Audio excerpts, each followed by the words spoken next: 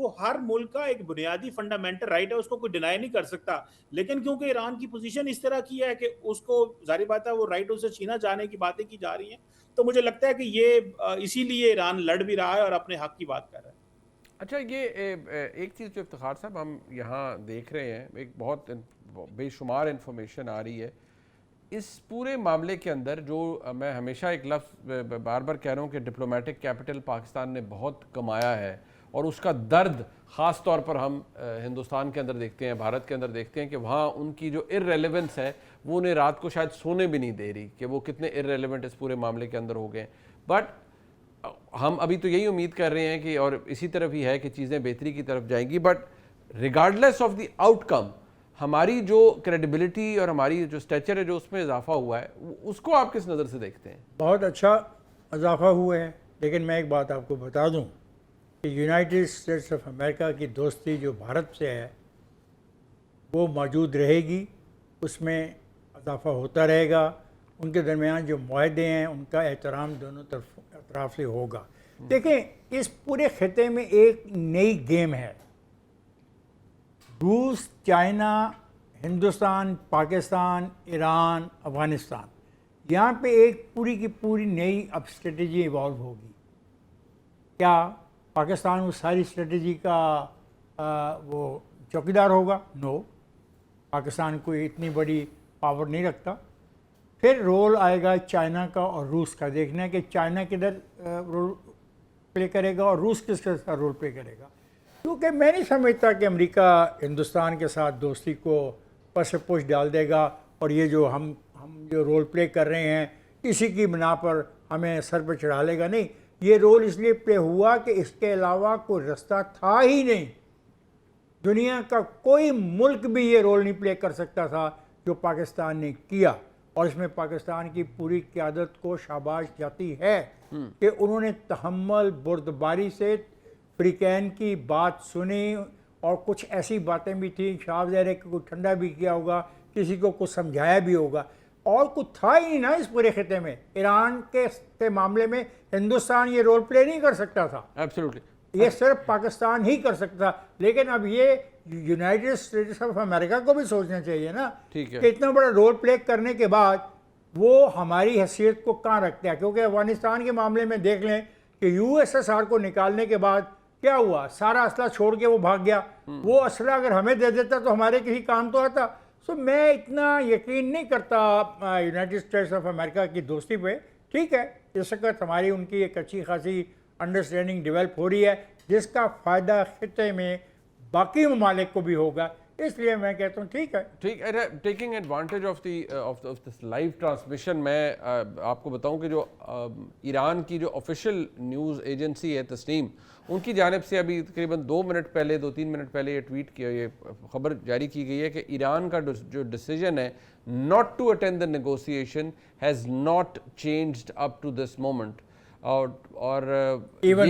ये अभी की जो लेटेस्ट उनकी ऑफिशियल जो न्यूज़ एजेंसी है तस्नीम, ये वो कह रही है। और इंटरेस्टिंग बात ये है कि जो CNN की वाइट हाउस कॉरेस्पॉन्डेंट है, उन्होंने अभी कुछ देर पहले ट्वीट किया है, अलेना ट्रीन ने, और उन्होंने ये कहा है कि जो अमरीकी वाइस प्रेसिडेंट हैं वो मंगल को यानी कल डिपार्ट करेंगे पाकिस्तान के लिए, और जो सेकंड राउंड ऑफ टॉक्स है बिटवीन यूएस और Iran delegations are currently planned for Wednesday, बुध के रोज ये मुज़ाकरात इस्लामाबाद में हो सकते हैं। So there is a lot going on. मुझे ये बताओ फिर मैं ट्रंप की किस बात के यकीन करूं? मैं खुद सुन के आया हूं कि ट्रंप ने कहा है कि जेडी वैंस कुछ घंटों में पाकिस्तान पहुंचने वाले हैं। ये मैं खुद सुन के आया हूं कि वो कह रहे हैं कि आज रात मुआहदा हो जाएगा। तो फिर मैं किस बात पे यकीन करूं? जो बात आप मुझे बता रहे हो, जो मौक़िफ़ ईरान का है, वो आपने सामने रखा। फिर क्या, where do we stand today while we are talking today? हम कहाँ खड़े हैं? अच्छा, ये डॉक्टर साहब ये जरा मुझे थोड़ा इस पर रिफ्लेक्ट कीजिएगा। ये आई नो ये मैं आपको लेटेस्ट बता रहा हूँ। सो अमेरिकन प्रेसिडेंट ने तो कहा है, मतलब अब मौकरी का लफ्ज़ शायद हार्श हो, बट मौकरी बन रही है जो वो कर रहे हैं। देखिए, वो तो अभी ट्रंप साहब का तो अल जजीरा भी कोट कर रहा है, फॉक्स न्यूज की भी उन्होंने बात की है कि ट्रंप ने कहा है कि डील आज होगी इस्लामाबाद के अंदर। हाँ जी। तो Iran deal to be sign today in Pakistan. मुझे लगता है कि शायद आई डोंट नो, मेरे पास इंफॉर्मेशन तो नहीं है, लेकिन शायद जो जैरेड कुशनर और स्टीव विटकॉफ, आपको पता है ये पहले भी अलहदा आए थे वाइस प्रेसिडेंट से, जी ये अपने जहाज पे आए थे सेपरेटली, तो मेरा ख्याल है कि शायद वो आप पहुंच रहे होंगे टुनाइट, कुछ इस तरह की बात की जा रही होगी। और लेकिन आपकी बात से मैं एग्री करता हूँ कि ट्रम्प साहब के जो मैसेजेस हैं वो उसी तरह कंफ्यूजिंग है जिस तरह ईरान के मैसेजेस भी उतने ही कंफ्यूजिंग हैं। वो उन्होंने सुबह कहा कि हम आ रहे हैं, नहीं आ रहे, शाम को रॉयटर्स को एक बड़ा पॉजिटिव सा मैसेज दिया। आप अभी जिस तरह कह रहे हैं कि वो तस्नीम, उनकी जो एजेंसी है, वो कह रही है कि हमारा चेंज नहीं हुआ। तो मुझे लग रहा है कि ये बहुत सारी ये पब्लिक पोस्चरिंग है और दिखाया जा रहा है कि देखिए हम बड़ी सख्त डीलिंग कर रहे हैं, हम ऐसे मानने वाले नहीं हैं और हम पीछे नहीं हटेंगे, हम प्रिंसिपल्स पे हैं और हम ताकतवर हैं इस वक्त, हमने बड़े गेंस हासिल किए हैं ग्राउंड के ऊपर, तो हम अब टेबल पे नहीं हारेंगे। आपको पता है इस तरह की चीज़ें होती हैं, लेकिन देखिए हमारी जॉब क्या है मुनीब साहब, हमारी जॉब ये है कि कीप ट्राइंग कि ये टेबल पे आके बैठ जाएं और माहौल को अच्छा रखने की कोशिश करना, दोनों साइड से जो टफ पोजीशन है उसको कूल डाउन करना, हालात को बेहतर करना। बाकी तो देखिए दोनों मुल्कों के नेशनल इंटरेस्ट हैं, दोनों मुल्कों की अपनी आज़ाद खारजा पॉलिसी है, हम तो कोशिशें कर रहे हैं और वो कोशिशें मुझे लगता है कि रंग ले आएंगी। बाकी पब्लिक पोस्चरिंग ज़्यादा मुझे नज़र आ रही है इस वक्त जी।